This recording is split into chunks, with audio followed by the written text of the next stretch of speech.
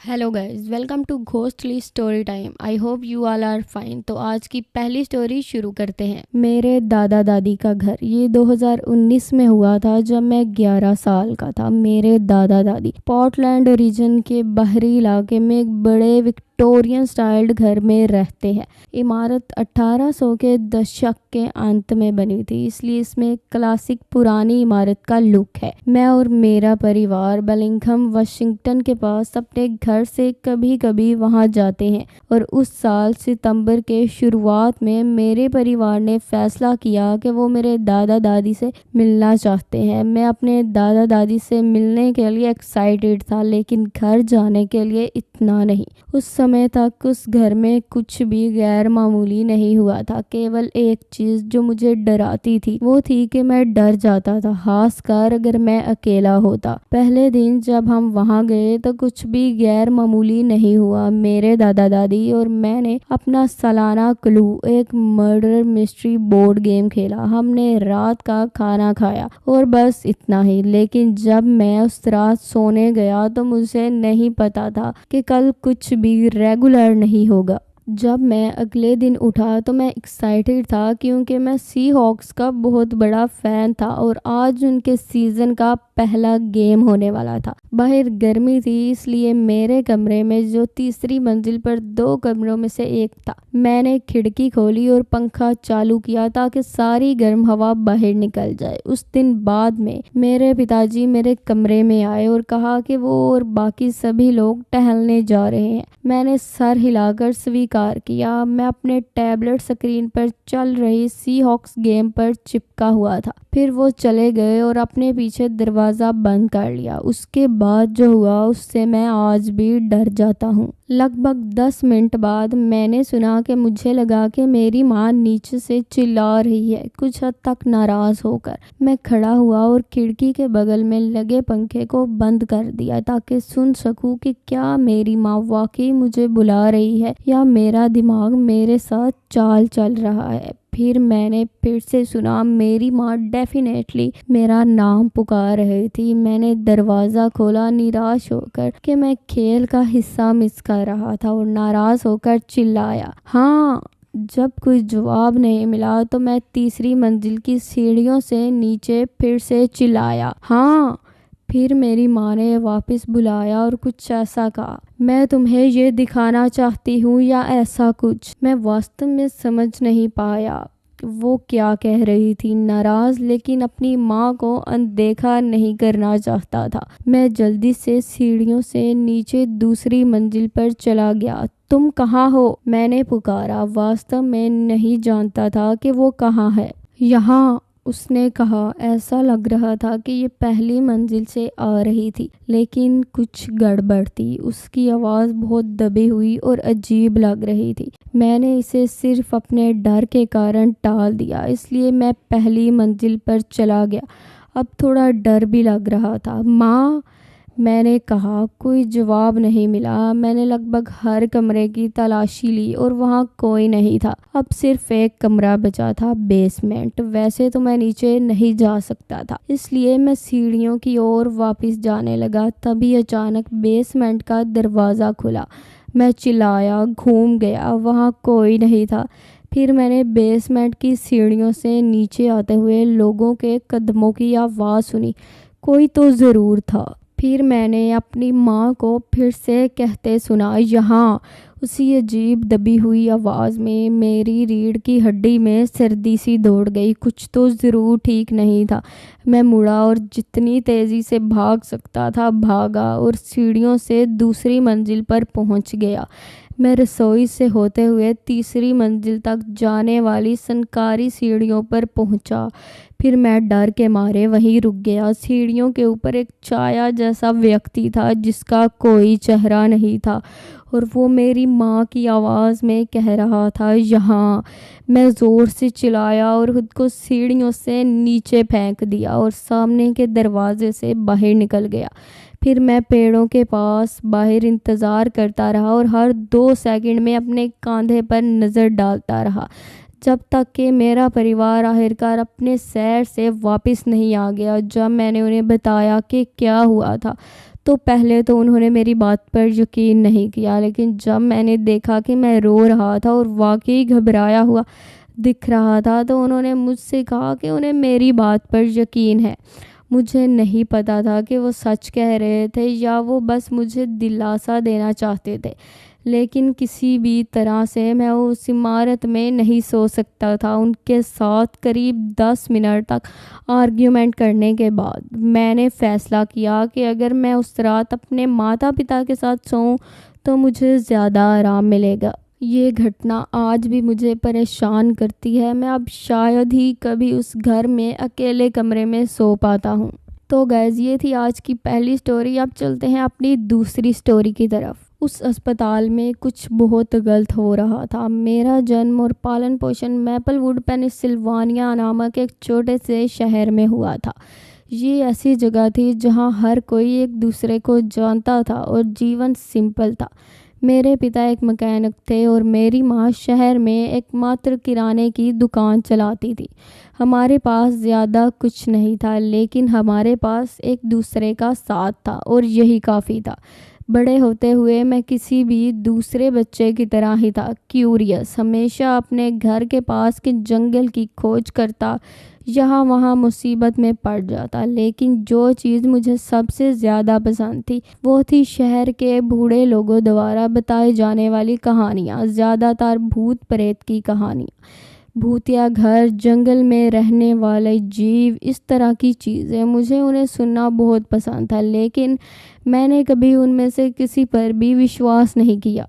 कुछ साल आगे बढ़े और मैं अपने 20वें दशक की शुरुआत में था। ये पता लगाने की कोशिश कर रहा था कि मुझे अपने जीवन में क्या करना है। मैपलवुड में बहुत ज़्यादा नौकरियां नहीं थी, इसलिए मैंने शहर के सेंट मेरी अस्पताल में सिक्योरिटी गार्ड की नौकरी कर ली। ये एक बहुत पुरानी इमारत थी जिसे 1900 के दशक की शुरुआत में बनाया गया था। ये जगह इतिहास से भरी हुई थी।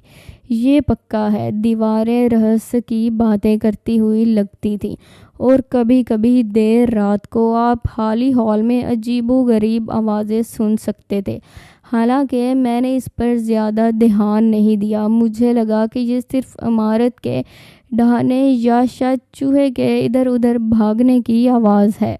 मेरा काम ज़्यादातर शांत था। मैं रात की शिफ्ट में काम करता था, इसलिए ये काफ़ी शांत था। मैं अपना चक्कर लगाता, दरवाजे चेक करता, ये सुनिश्चित करता कि सब कुछ बंद हो। ये बिल्कुल दिलचस्प नहीं था, लेकिन इससे बिलों का भुगतान हो जाता था। ज़्यादातर रातें मैं उन लंबे मंद रोशनी वाले गलियारों में अकेला रहता था। ये जगह आपके दिमाग पर चालें चलाने का एक तरीका था। जब आप नहीं देख रहे होते तो छायाएं हिलती हुई लगती थी और कभी कभी मुझे धीमी फुसफुसाहटें सुनाई देती थी, लेकिन मैं हमेशा इसे अनदेखा कर देता था। मैंने खुद से कहा कि ये सिर्फ हवा या मेरी कल्पना है, लेकिन फिर वो रात आई, वो रात जिसने सब कुछ बदल दिया। ये एक ठंडी बरसाती रात थी, उन रातों में से एक जब हवा ज़ोर से चलती है और बारिश खिड़कियों से टकराती है, जैसे कि वो अंदर घुसने की कोशिश कर रही हो। मैं किसी भी दूसरी रात की तरह ही अपना चक्कर लगा रहा था जब मैंने इसे सुना। अस्पताल के पुराने सुनसान विंग में से एक हल्की सी आवाज़ आ रही थी। अगर मुझे सही से याद है तो ईस्ट विंग इमारत के उस हिस्से का इस्तेमाल सालों से नहीं किया गया था। तब से नहीं जब से उन्होंने ज़्यादातर मरीज़ों को नए सेक्शन में भेज दिया था।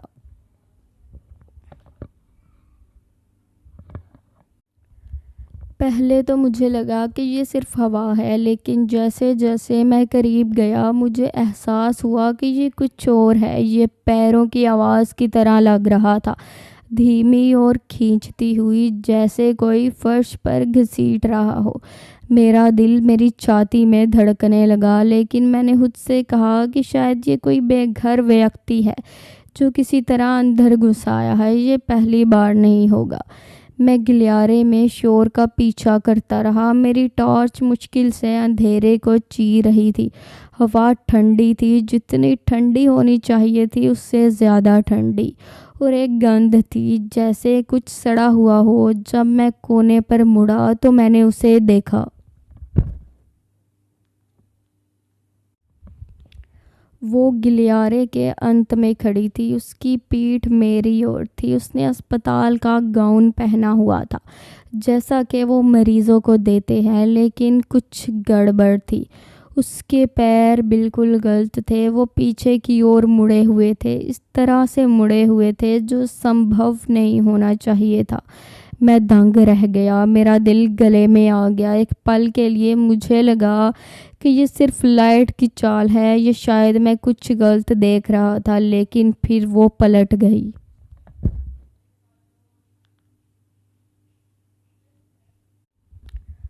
मैंने जो देखा उसे मैं कभी नहीं भूलूंगा। उसकी आंखें, वो काली थी, पूरी तरह से काली, जैसे वहाँ डार्कनेस के अलावा कुछ भी नहीं था। और वो मुस्कान या मुड़ी हुई अननेचुरल थी, जैसे उसका चेहरा मुस्कुराहट में खींच गया हो।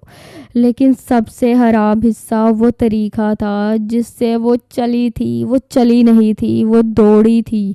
उसके मुड़े हुए पैर उसे किसी भी इंसान के मुकाबले में तेजी से मेरी ओर ले जा रहे थे।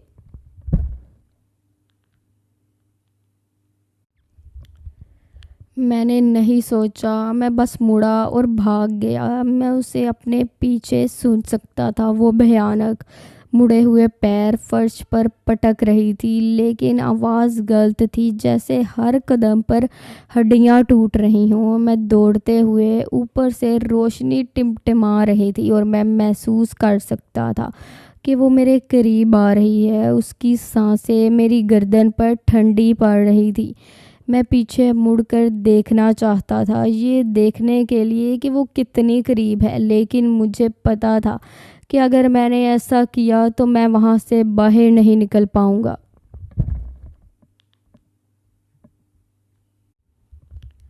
मैंने जितना सोचा था उससे कहीं ज़्यादा तेज़ी से भागा। मेरे पैर टाइलों से टकरा रहे थे जैसे मैं मेन गेट की ओर दौड़ रहा था। मेरे फेफड़े जल रहे थे, मेरे पैर ऐसा लग रहा था कि वो जवाब दे देंगे, लेकिन मैं रुक नहीं सकता था। मैं उसे मुझे पकड़ने नहीं दे सकता था।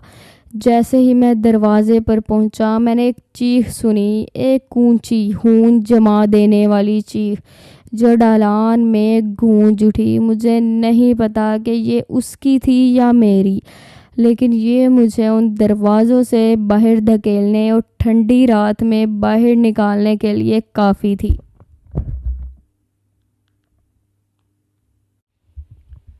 जिस लम्हे मैंने दहलीज पार की, सब कुछ शांत हो गया। कदम रुक गए, रोशनी टिमटिमाना बंद हो गई और ठंड, दमानाकारी भावना जो मुझे दबा रही थी, गायब हो गई। मैं वहाँ खड़ा रहा, सांस लेने के लिए हाँफ रहा था, अस्पताल को घूर रहा था। वो चली गई थी, लेकिन मुझे पता था कि वो अभी भी वहाँ थी, छाया में छिपी हुई, इंतज़ार कर रही थी।